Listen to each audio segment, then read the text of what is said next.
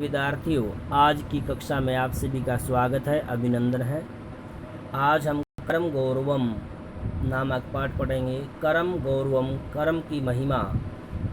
प्रस्तुत पाठ श्रीमद् भगवत गीता के द्वितीय एवं तृतीय अध्याय से संग्रहित है। श्रीमद् भगवत गीता वह विश्व प्रसिद्ध ग्रंथ रत्न है जिसमें श्री कृष्ण ने विषादग्रस्त अर्जुन को कर्तव्य का उपदेश देकर धर्मरक्षार्थ युद्ध के लिए प्रेरित किया था।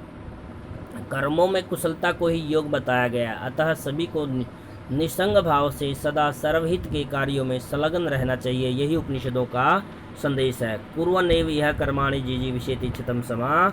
इसीलिए मनुष्य को बुद्धि युक्तो जहाँ तिह उभे सुकृते दुष्कृते तस्मात् योगाय युज्यस्व योग कर्मसु कौशलम।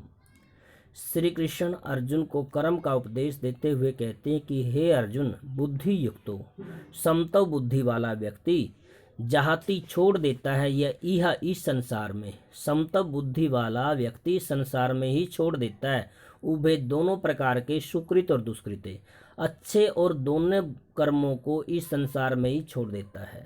हे अर्जुन, समत्व बुद्धि वाला व्यक्ति अच्छे और बुरे इन दोनों कर्मों को इस संसार में ही छोड़ देता है। तस्मात् योगाय युज्यस्व, इसीलिए तुम भी योग करने का प्रयत्न कर। योग कर्मसु कौशलम, क्योंकि योग ही सभी कर्मों में कुशलता लाता है।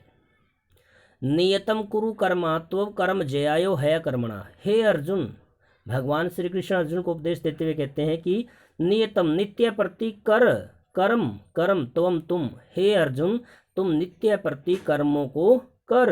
कर्म जयायो है कर्मणा, ही प्लस अकर्मणा, क्योंकि बिना काम किए, क्योंकि अकर्मणा काम न करने से कर्म जयायो कर्म करना श्रेष्ठ है। हे अर्जुन, तुम नित्य प्रति कर्मों को कर। अकर्मण, क्योंकि काम न करने से काम करना श्रेष्ठ है।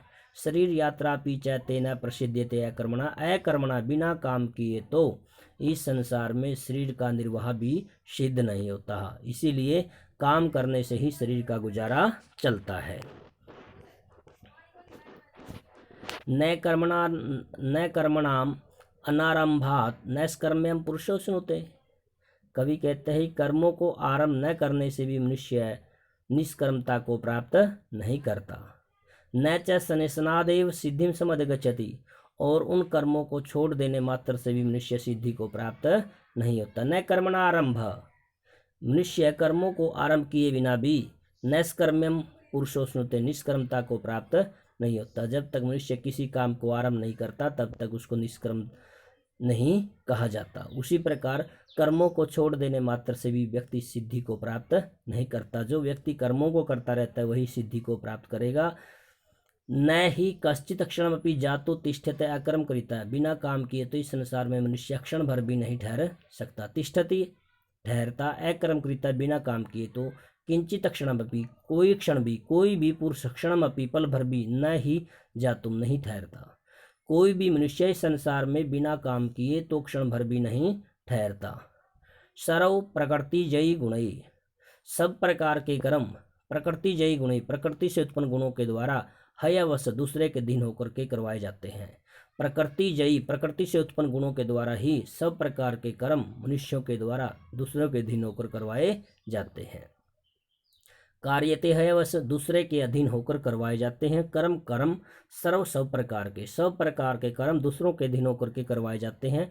प्रकृति जयी गुण, प्रकृति से उत्पन्न गुणों के द्वारा ही मनुष्य दूसरों के अधीन होकर ही सब प्रकार के कर्मों को करता है। प्रिय विद्यार्थी, इस पाठ के 4 श्लोक हैं। इन्हीं श्लोकों को आपने पढ़ना है, लिखना है और याद करना है। आज का इतना ही है। धन्यवाद।